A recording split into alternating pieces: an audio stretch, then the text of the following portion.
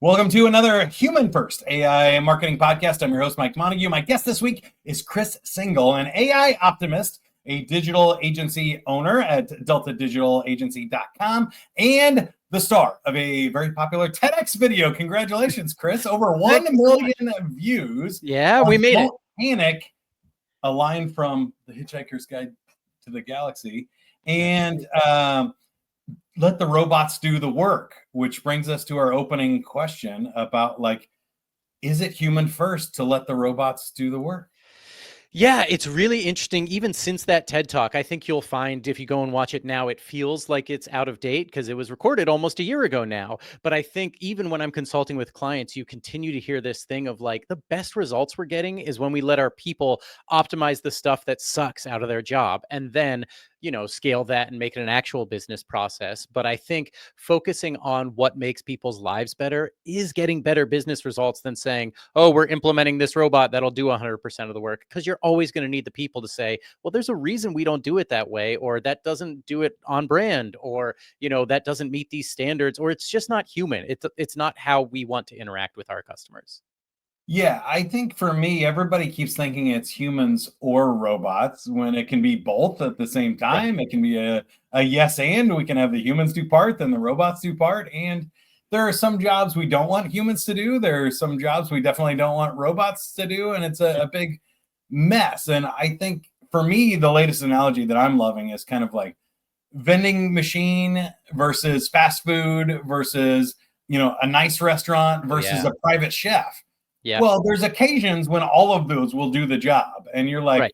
You're in line. You're like, I just need a bag of chips from a vending machine. I need a Snickers. I'm angry. Like, I don't want somebody to hand make me a Snickers and take an hour and a half sourcing ingredients. I just need a snack for a dollar. Right. That's great. There's other times where I definitely want a private chef to make this meal, or I can't only live on Snickers. And sure. And sales and marketing and business, that's definitely true, right? And I like that metaphor a lot, but also if I want a private chef, maybe the private chef doesn't like chopping onions. Maybe there's part of his job he can automate, and now I get a better meal that's prepared efficiently and deliciously, and his cost is lower, and he doesn't have to do the work he doesn't want to do. Yeah, I love that too. And I think it plays all the way through. Of like fast food, sometimes we got people in there still doing jobs, but most of that in a McDonald's is automated. Yeah. These days, right? My kids. We also know the output is designed to be consistent and reliable, not the coolest, edgiest, like most. Not bespoke, not what's it called? Omakase, when you get a sushi tailored just for you, that's just perfect. That's a different experience. When you want a Big Mac, you want a Big Mac. Yeah. And I think that's awesome because there's something in that for everybody and there's time for everybody. So nobody is going to be completely out of a job if they want one. But I do think we should talk to you specifically about what happens when the robots take over. Does that mean we don't work? Does that mean we play for a living and you and I go do stand-up comedy and we goof around?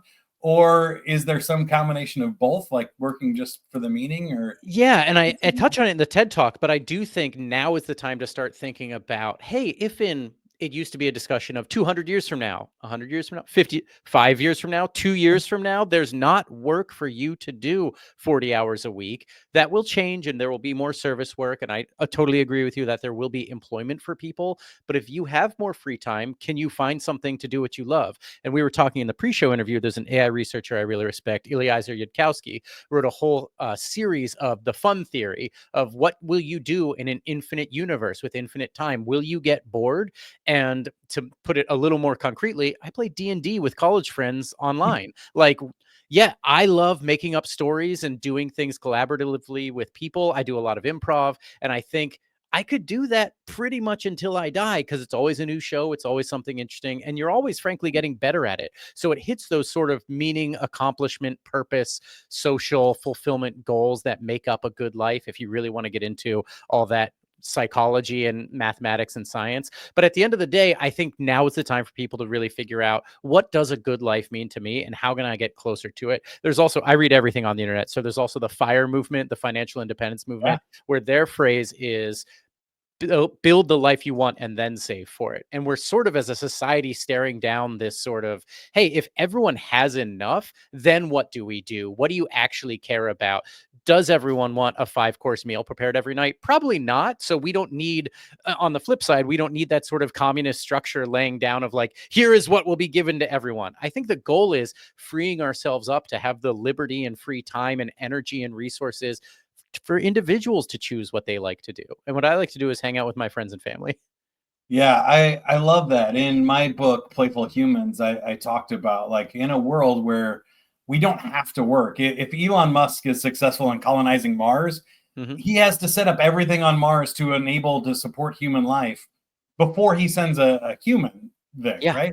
Well, if we can do that on Mars, we could do that here. We could have robots set exactly. up everything we need to survive I read a lot of without doing sci-fi, anything at and there all. was a click moment where it's like, hey, terraforming technology could make Jupiter into a livable planet. Oh, wait, if we can do that, we could make Earth into a livable planet way easier. Like, Right. we've got most of what we need here already. Yeah, it's interesting. So then what do you do? And I'm just finishing up the Expanse sci-fi series, and it starts with that sort of Mars is this really focused, dedicated, the culture of the planet is we are going to make this a livable planet. And then they discover 10,000 other planets they can live on. And it shifts sort of like, well, how do we feel as people in the universe if we no longer have that common goal? If we can just fly off to New Terra instead of struggling our whole lives to make Mars livable? There's something I do think that people are going to lose as we get further and further alienated from our labor. But I hope people fill that time with spending time with people they love and making up imaginary worlds and having fun. I certainly love doing that. So in my experience, it works, but Yeah, same. And I think it was Neil deGrasse Tyson that made that point to me. Like, if we can do it on Mars, we can do it here yeah. on Earth. And now that we've shouted out, Douglas Adams, Neil deGrasse Tyson, D&D, and a bunch We're of really cool AI guys, is what I'm research, learning. Not right? nerdy at all. Yeah. Yeah, we don't have to spout our nerd credentials. I don't think at this point. We don't I have to don't know give if people mostly listen or watch, but these are all Asimov books right here behind me. And I've got even more sci-fi down there. So Yeah, most of the people are on YouTube. Yeah, for sure. nice. So that is awesome. Now, I want to ask you a little bit about your digital agency Mhm. and what you think the practical application of all this is, because I think it's fascinating talking about the end result. But in the meantime, we got to kind of find our way through this digital change, and that can be scary enough for people. But Yeah. also, when you're trying to make money in a time where jobs could be disappearing every month, sometimes whole companies just go. I saw one company shut their door and they were like, look, it's already in a free tool from Google. We don't need to exist anymore. Like, Wow. we're just going to quit while we're ahead and we have some cash left. We could That, drag this thing out yeah. for 10 years, but why? And it was a Yeah, we really got smart investors. We move, I should pay them back some money while we still have some cash. That's interesting. think. And I was saying that to some clients. They were looking at an AI tool for their niche industry. And I was like, look, if it's that good, it will probably be bought by Google or HubSpot or something in the next few months. So I'm hesitant to recommend clients to take any AI tools that are mission critical today because that's all going to change. On the flip side, I mean, we're still seeing success with the classics: Google advertising, Facebook advertising, email marketing, text message marketing, retargeting, all that stuff that marketing agencies do. I think a lot of people are still like, I don't want to have to learn all of that. Can Chris just handle it? Which is fine. I am learning it quicker and implementing it better using these AI education tools and implementation tools. And I have a couple of tools now where the feedback I've gotten is that might be too good, where if it can scrape all 1,000 of these contact people in the niche in month one, but you're stuck in a 6-month contract with the tool, how useful is it to you to hit the same 1,000 people over and over again, especially if you've got an internal sales team and you already had, 80% of that list. So it becomes a question of, hey, how do we go back to being human and not just, yep, I'm going to hit that 1,000 people 10 times with automated emails? Is that working? Is that annoying people?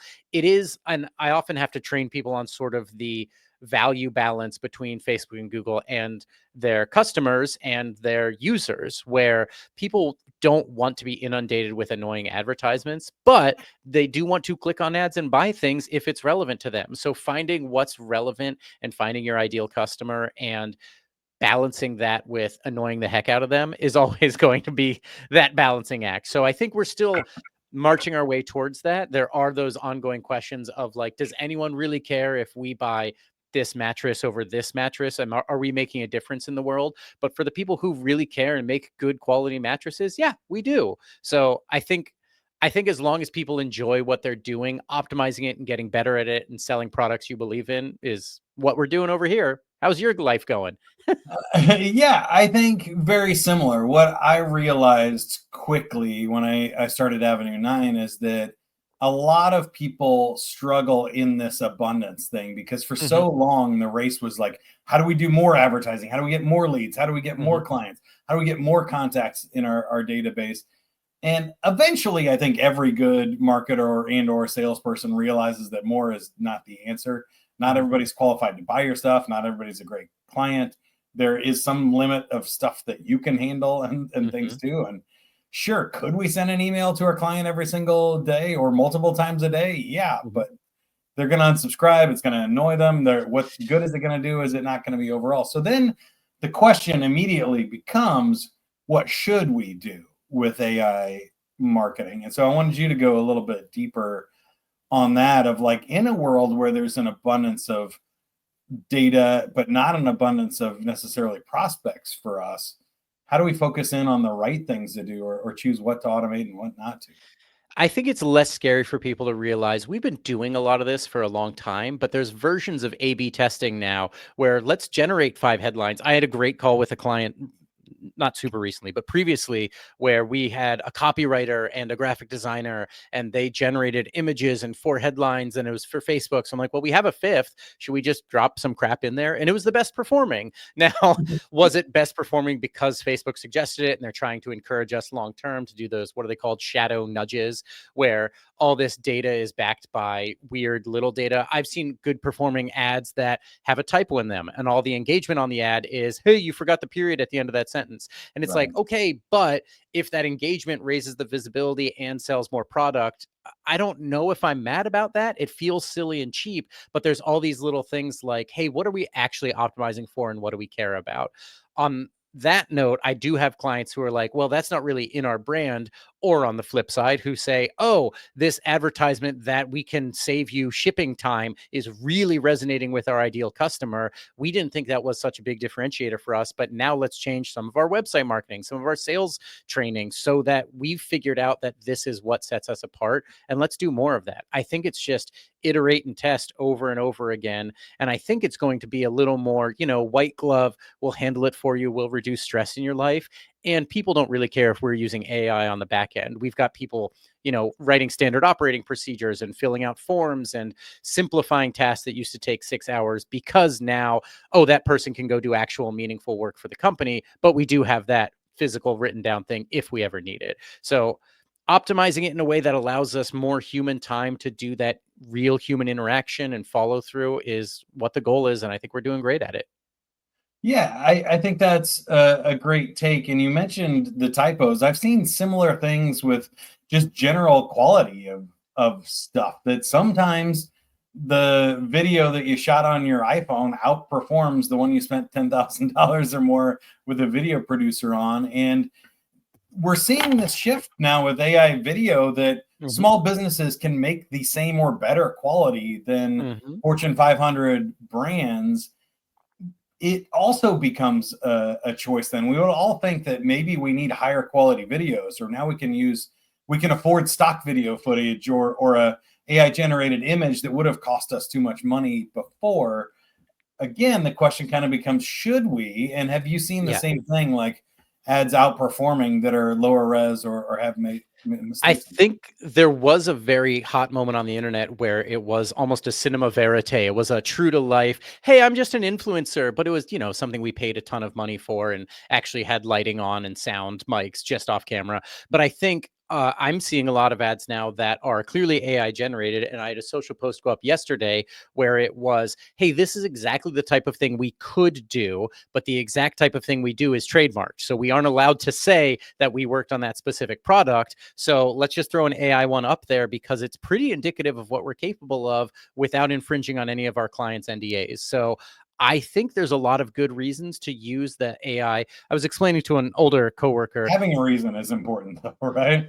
Yeah, and in situations where good enough is good enough, AI is often good enough, which sounds, circular, but if it's a social post that normally gets 10 engagements, let's test an AI one, and if we just save 90% of our time and got 9 engagements, I'm fine with that. I don't think in situations where we could have hired a human, we want to go with AI because I think they will perform better almost always because they're not going to have 7 fingers and it's not going to get your pushback from people saying, "Oh, why did you let your staff go?" Duolingo got huge pushback when they said they were moving to AI first. But there are a lot of companies who say, "We're moving to using AI with our employees and the employees are happier." So no one's going to complain if your staff is happier and you're doing the same work and have the same quality coming through the whole way. Right. I find it very fascinating how bad companies are at making these decisions, Yeah. though. And I do want to circle back to managing this change for employees too, because you're an expert on that. But first, let's talk about like these decisions, because I saw, people using AI when they have no business doing it, or it's just bad. And you're like, this is Hmm. clearly a fake AI avatar you're trying to pass off as real. It's Hmm. manipulative. Nobody likes this. What are you doing? Kind of bad things.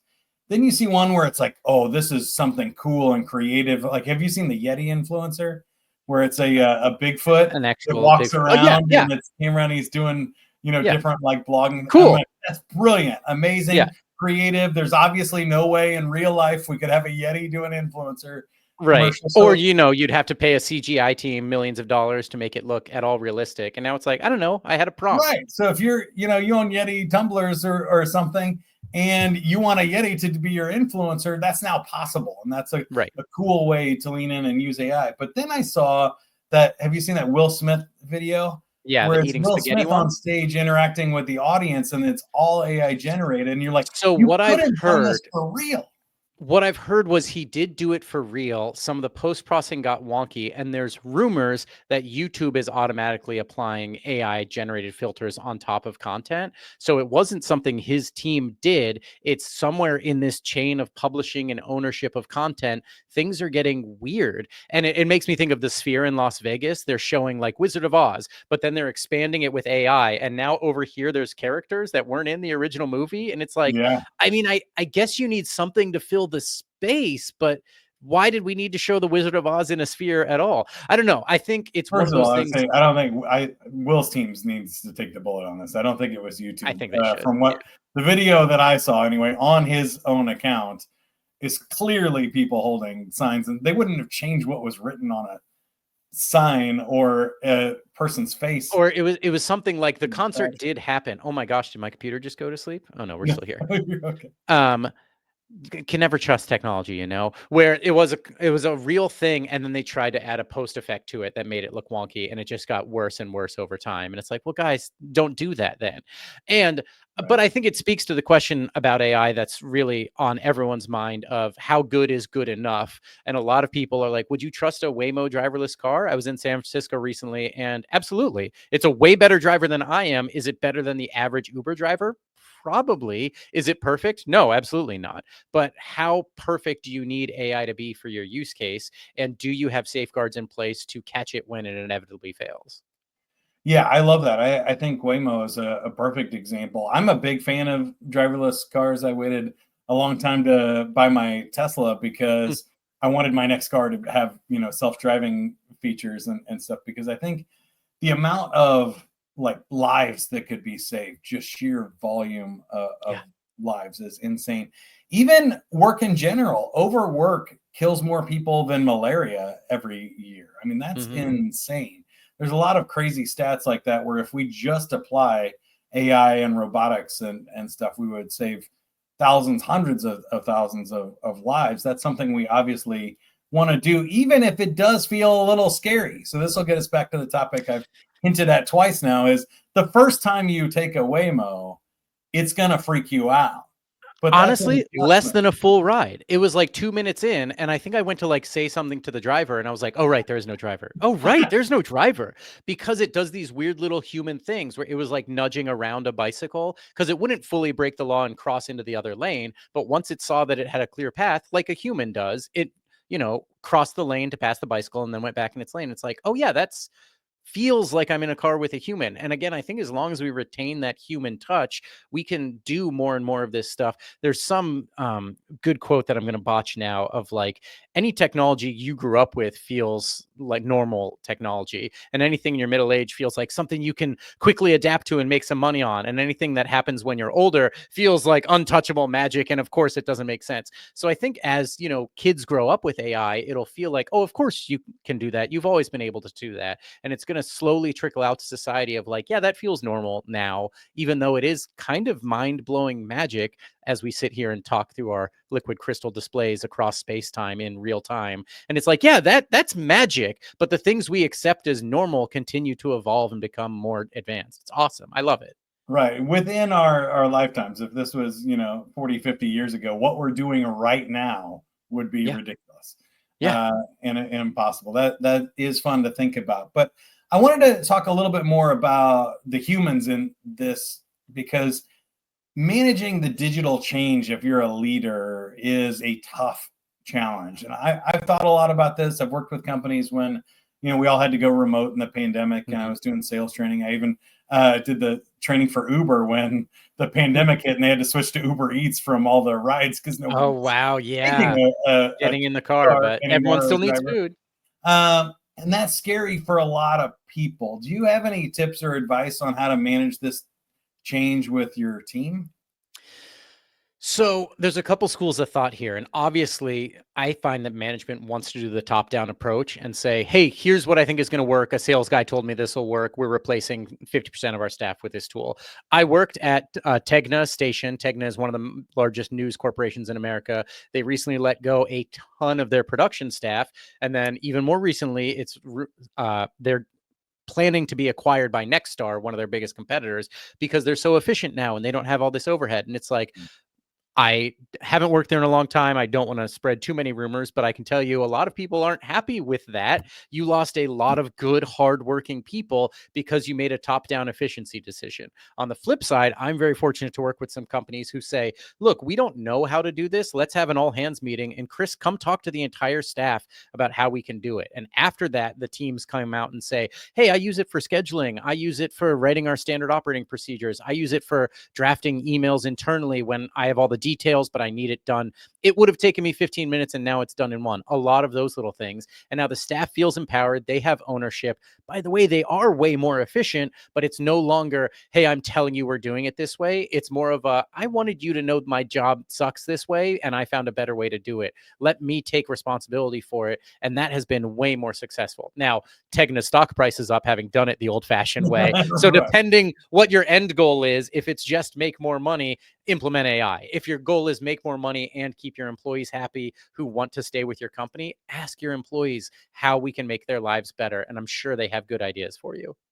Yeah, again, I think my take would be it's probably a both and scenario here Mhm. where there's just some things that like your employees are never going to want because they like to do it the old way, right? Mhm. And sometimes you do have to force a change or a tool and help them adapt to that because it's easier to stay in your comfort zone and do something the old way rather than move and change faster or change direction and stuff. So if Blockbuster had bought Netflix and leaned into streaming or mail earlier, even if it had disrupted their business, they would have been better off. But also, I'm sure there were plenty of people on the front line saying, look, why don't we just have people mail these back instead of driving across town to send Exactly. these Yeah. movies back to us? Or streaming exists, and we have all these And examples like that. there are these conversations now where I think people are like we talked about earlier. You're trying to replace the humans with AI. And it's like maybe we're thinking too small of like, I don't want Steve at Blockbuster to recommend me a movie. I want Netflix to show me 1,000 movies and I can make my choices. And over time, the algorithm kind of can know what I like and don't like if it has enough data to work with. But why are we trying to replicate Steve when we should be replicating content at scale across everything? And Netflix is starting to get into video games and like I Yeah. can just go on my screen and Netflix and that could entertain me for several lifetimes. that's a totally different value proposition than Blockbuster was. Now, did we lose something and going with your friends and getting a Pepsi and a pizza and hanging It's out in the best. Blockbuster for an hour? It was the best, but also now I don't have to leave my house and I don't have to put on pants. So, I try to You be also optimistic. don't have a Twizzler in I your hand, know, I which, know. Getting some yeah, Reese's Pieces, some Reese's Crunch. it's Ooh, a baby. trade-off. Yeah. I think the other thing I was going to say there is that we generally, throughout our history as humans, have not just said, "Oh, we got faster, so we're going to lay people off, and we're not going to fill that time with anything Exactly. Yeah. productive." Like when the internet, remote work, email, all of these things were invented, it just freed us up to do more time. And especially in sales and marketing, I've never seen any company go, "Oh, we can do that for half the price and half the people. Let's just do Everybody go less home. marketing, or let's do the same for less." I Yeah, always I see them go, will. "Let's do Yeah. twice as much. Let's do 10 times as much then if we can." Maybe I'm Buckminster Fuller in thinking that eventually we'll all just work 4 hours a week. But when you do see these companies testing out the 4-day work week and productivity goes up, I don't Yeah. know, man. I think eventually people start saying our employees will be happier and want to stay with us longer. And maybe it's just the weird forums I read. But if you've got highly paid engineers and they're making a ton of money, if their decisions are to quit working and retire or to still work 4 days a week, you want them to stick around longer. Your highest performers are quickly going to find themselves with more opportunities. Give them a reason to want to stay at your company. And it's probably by offering them a better work-life balance, which might just mean more work and more money. A lot of people do tend to take that option. But Yeah. as we go down that scale of, I'm not going to buy 6 Netflix subscriptions. And like we said, I already have many lifetimes worth of content there. As we have this kind of abundance we talked about, are people going to trade it for more time and more life in their work-life balance? I think so. I think that's a great point. At some point, we do get to a limit where we just don't even need more, or we don't need more work. Also, I love that. That's another thing from my Playful Humans book is that there are different types of work. And Mhm. so, sure, you might do something like we probably don't need humans to do anymore, but like the physical work of if you're building a brick wall, there's Mhm. only so fast and more work equals more wall. Like that's something we need people to put the hours in on. But intellectual work like programming you mentioned, people slow down. If they work more than Yeah. 40 hours, they actually produce less lines of code than if they had just worked 40 and gone home. Mhm. So more hours doesn't fix the problem, especially when AI can now write the code 100 times faster. We Right. don't need to put in 40 hours. Unless you're spending, 100 times as much time debugging the poorly written AI code. But yeah, I mean, I teach comedy classes sometimes and I would do it for free. I get paid to do it, but it's so fun. And it's just like, if you can find something that fills your extra hours and gives you a little bit of income, maybe that's enough to just, hey, I love doing this thing. And, then you fall into some bad equilibriums where maybe we should pay teachers more because all these people who are teachers are such kind and caring, wonderful human beings that they're all willing to work for crap pay. But that's not good for society. So figuring out as a society how we make sure everyone has enough and everyone's doing work that's meaningful to them is a utopia that I haven't solved, but it is the end goal I have in mind. Yeah, me too. And I think the thing that people miss is there's also this third type of work, which is emotional work that Mhm. you mentioned, like comedy and making somebody fall in love with you or trying to make a sale. The harder you try to be funny, the less funny you are. The Yeah. harder you try to make somebody love you, the less likely they do. The harder you try to make the sale, the less likely. So hard work doesn't equal success here. And we actually need some people with emotional intelligence, or we need to free people up to Yeah. be more creative. Same thing with creative ideas. Like, quick, think of something creative and innovative doesn't work, but freeing people up and experimenting and giving them downtime and letting them go for a walk or jump in the shower does generate more creative ideas. So Yeah. that's the kind of future that I hope for humanity is more time to do really interesting things or put emotional labor in where we need it. Yeah, and there's a great sci-fi story that is now lost to the echoes of the internet, where basically they create a counterculture against everyone consuming content online all the time, and they dance to the static between radio stations. And then someone, makes a cool fashion line out of that, and they make quick fashion and sell the exact clothes they wear and the headphones they like, and you can now tune in to specific frequencies between radio stations. It's like, yeah, I think eventually we'll find a way for capitalism to co-opt everything, but the doing the creative, interesting part of finding things that matter to you is fine. People make fun of improv classes, but like, I don't know, I still like doing make 'em ups with my friends. It's fine. If you Yeah. enjoy it, get over the cringe and accept your based true nature. So here's the most difficult question of the whole podcast, and then Oh we'll boy, wrap okay. up. But you're a sci-fi fan. If you had to predict within our lifetimes, we'll just conservatively say 30 years from now, which sci-fi movie do you think we end up in? I think what people forget about Star Trek is they went through some bad nuclear wars to get to a Star Trek future. So I do think we are going to wind up being okay. I think things are going to get worse before they get better. And I don't know for whom, ideally we take away $1 billion from a few people and then we have enough for everybody and nobody needs to bring out the guillotines. But there's other ways this plays out where people suffer a lot and then we wind up in sort of a post-scarcity future. I think the real thing is the genie's out of the bottle. Technology doesn't ever really move backwards. I think as we get smarter and more efficient, life will get better and better. The question is for whom? So my end goal, I'll stick with Star Trek. I'm a little worried within our lifetimes if we'll still be in the midst of the bad times. Yeah, I agree with you. I think eventually Star Trek Next Generation would be an ideal Yeah, future for yeah. me.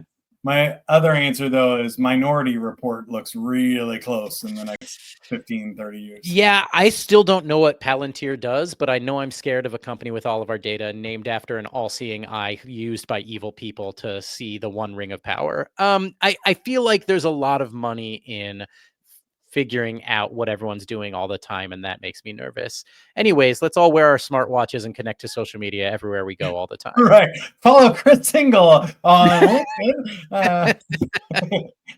And check out Delta Digital Agency. DeltaDigitalAgency.com. Yep. Feel free to reach out if you want comedy classes or business advice. I'm very approachable and happy to be on your podcast again. The other thing I often end with is, look, if the robots haven't taken over in a year, let's do it again sometime. Absolutely. And I love the message again from Douglas Adams in The Hitchhiker's Guide to the Galaxy. Don't panic. Let the robots do the work is the name of Chris Singel's TEDx video. Go check that out. It is done really well over the last 6 months or so on, and you did a really great job on this podcast. Thank you. So last thing, Chris, how can we help you or you help us? Oh man, I hope you help yourselves. What I used to say about a year ago was just go play with AI. And I think everyone's doing that now. And I think we've shifted into the don't panic phase where, yeah, things are going to get weird, but be willing to try new things and see how it can improve your life and ignore everything else. Try to ignore the onslaught of content that's about to be heading at us all from every direction and just focus on what matters to you. Love that. And in your marketing, and especially AI marketing, I believe context matters. So what I do at Avenue 9 is some context engineering for your team. I'll interview your founder, your top salesperson, your best clients, partners, whatever it takes in order to collect the information that you need to put into an AI to let it do the work for you. And we've been creating some really cool stuff that we call scalable storytelling. If that sounds interesting to you, go to avenue9.com. As always, share this episode with somebody that you think needs to hear it. And we'll see you next time. Keep going. Have fun, everybody. Bye. Thank you. Have fun.